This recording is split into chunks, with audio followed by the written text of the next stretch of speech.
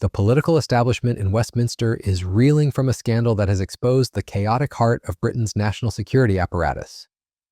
What started as a straightforward espionage case has now exploded into a full-blown crisis that threatens to engulf Sir Keir Starmer's government. The collapse of the China spy trial has unleashed an extraordinary blame game that reveals just how deeply divided and dysfunctional British politics has become. At the center of this storm stands Jonathan Powell, Starmer's hand-picked national security advisor, a man who has found himself accused of single-handedly torpedoing one of the most significant espionage cases in recent British history. The allegations are staggering. Powell, according to his critics, deliberately sabotaged the prosecution of 2 alleged Chinese spies to avoid embarrassing Beijing at a time when he was leading efforts to rebuild diplomatic ties with Xi Jinping's regime. The case itself reads like something from a Cold War thriller.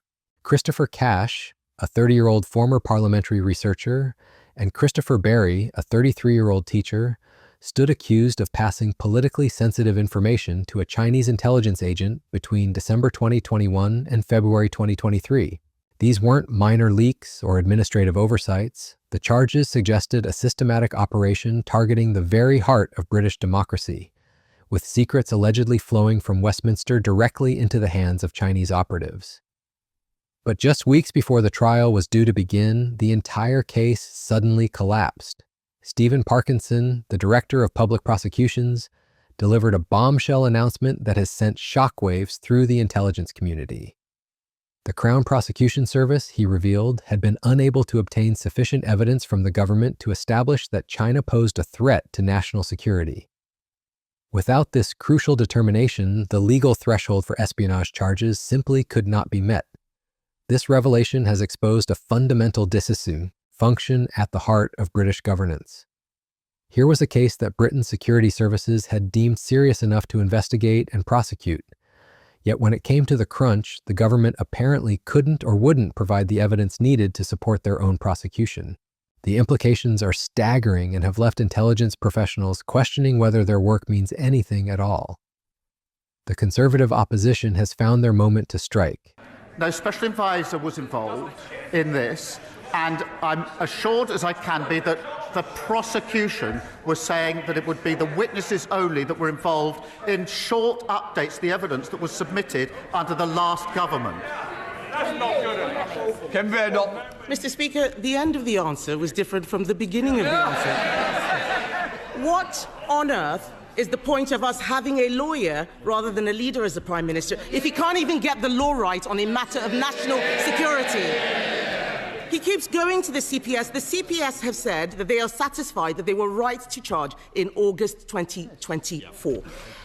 The Sunday Times reported that Jonathan Powell, the Prime Minister's national security advisor, convened a secret meeting to discuss the security consequences of the China spy trial. Did the meeting happen, or is the Sunday Times making it up? Mr. Speaker, she's clearly not a lawyer or a leader. Mr. Speaker.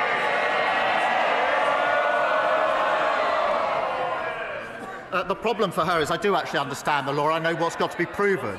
I've also looked at the evidence. That was put in under the last government in relation to this case.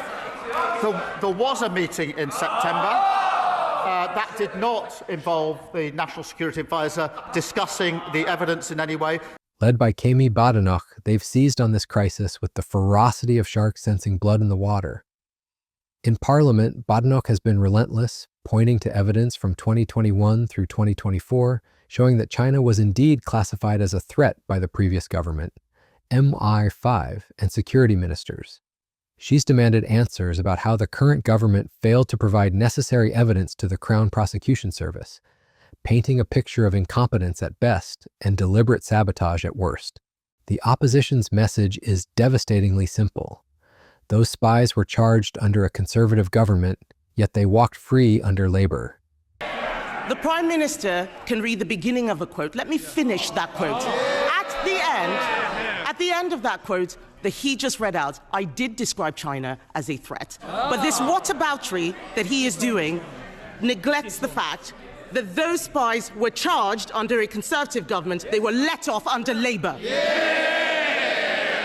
He has not answered any questions. On Monday, Mr. Speaker, on Monday, the security minister repeatedly told the House that ministers did not take decisions, that it was the Deputy National Security Advisor who had full freedom.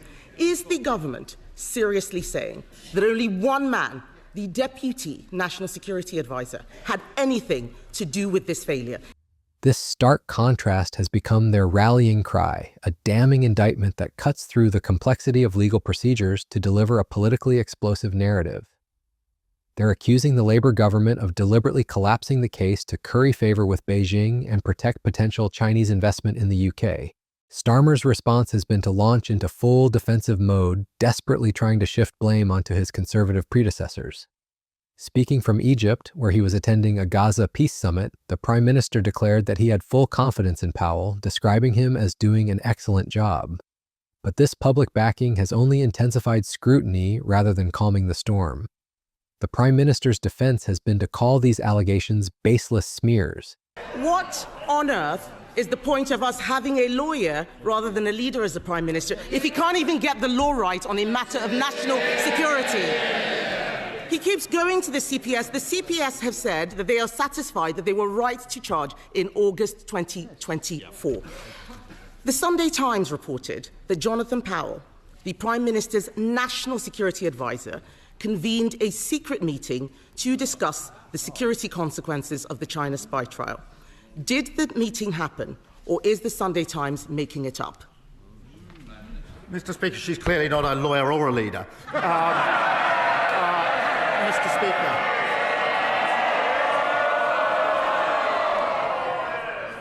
The problem for her is I do actually understand the law. I know what's got to be proven. I've also looked at the evidence.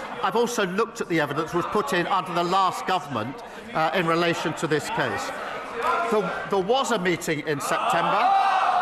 That did not involve the National Security Advisor discussing the evidence in any way, nor, Mr. Speaker, one further piece of evidence.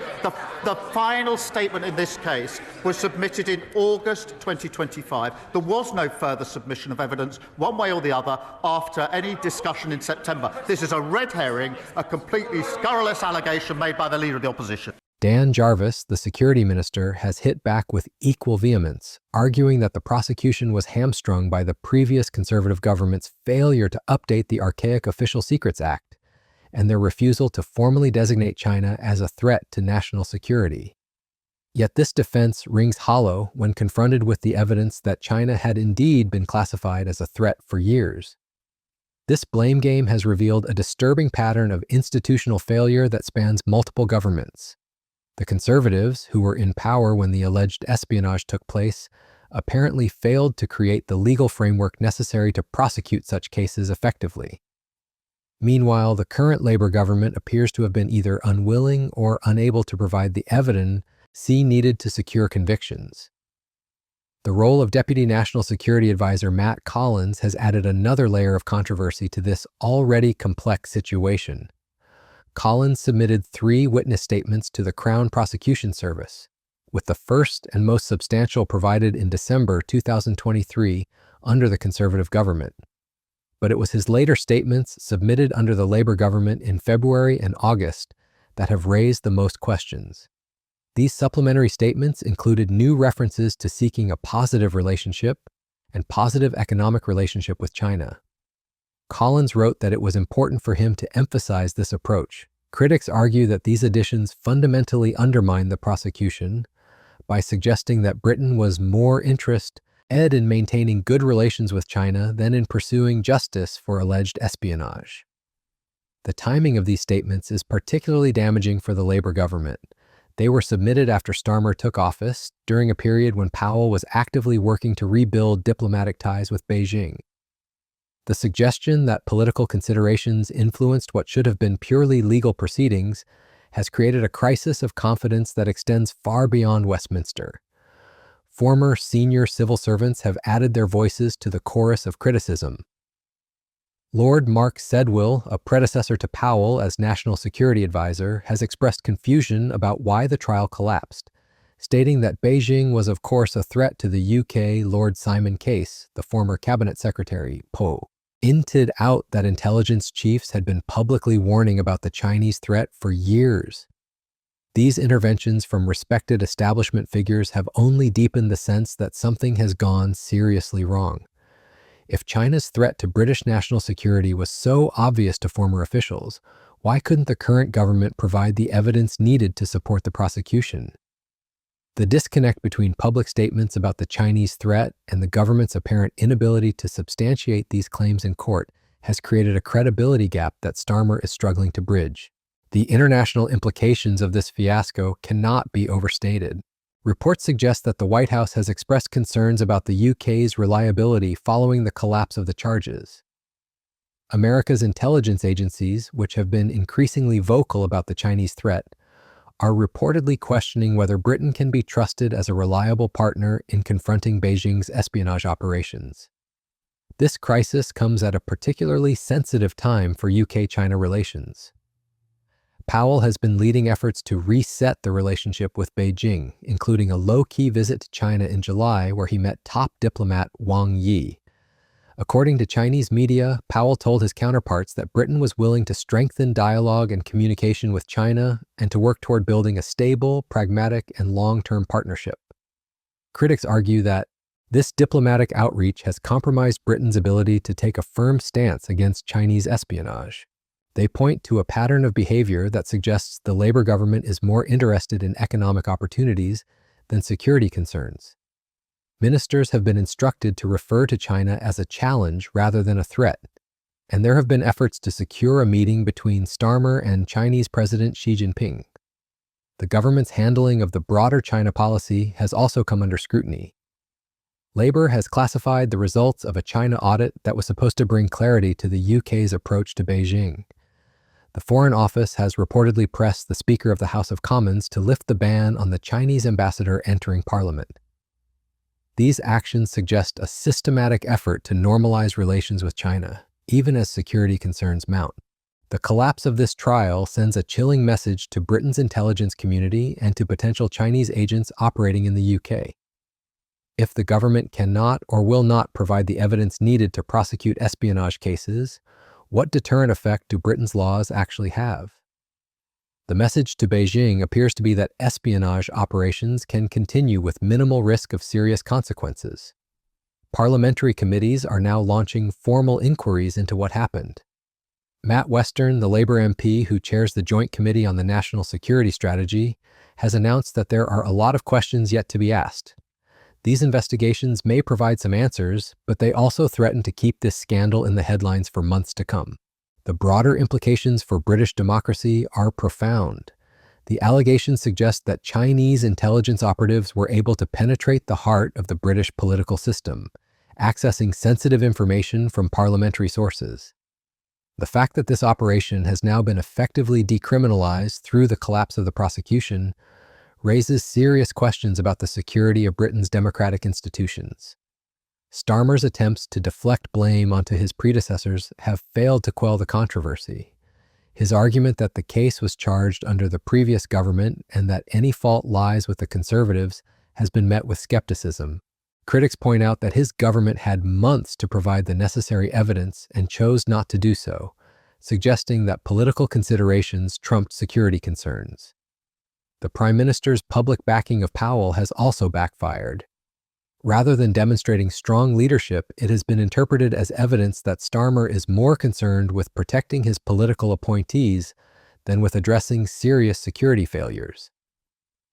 The reference to Powell's work on Gaza, while intended to highlight his competence, has only reinforced the perception that diplomatic considerations are taking precedence over security concerns. As this scandal continues to unfold, it threatens to fundamentally reshape British politics and foreign policy. The Conservative Party has found an issue that allows them to attack Labour's competence while positioning themselves as the party of national security. They are demanding answers about why the Prime Minister didn't intervene when he was told the case was about to collapse, and they refuse to accept the government's explanations. The long-term damage to Britain's international reputation may be irreversible. Allied intelligence services are likely to think twice before sharing sensitive information with a country that appears unable to prosecute espionage cases effectively. China, meanwhile, may interpret the collapse of this trial as a green light for expanded intelligence operations against British targets. This crisis represents more than just a political embarrassment for Starmer's government. It exposes fundamental weaknesses in Britain's national security apparatus and raises serious questions about the country's ability to defend itself against foreign intelligence threats. The fact that two alleged Chinese spies have effectively walked free sends a message that will resonate far beyond Westminster, potentially encouraging further espionage operations against British interests. As parliamentary inquiries begin and the political fallout continues, one thing is clear. The collapse of the China spy trial has created a crisis of confidence that threatens to undermine Britain's security establishment for years to come. Whether Starmer can weather this storm and restore faith in his government's ability to protect national security remains to be seen, but the damage to Britain's reputation as a reliable partner in the fight against Chinese espionage may already be done.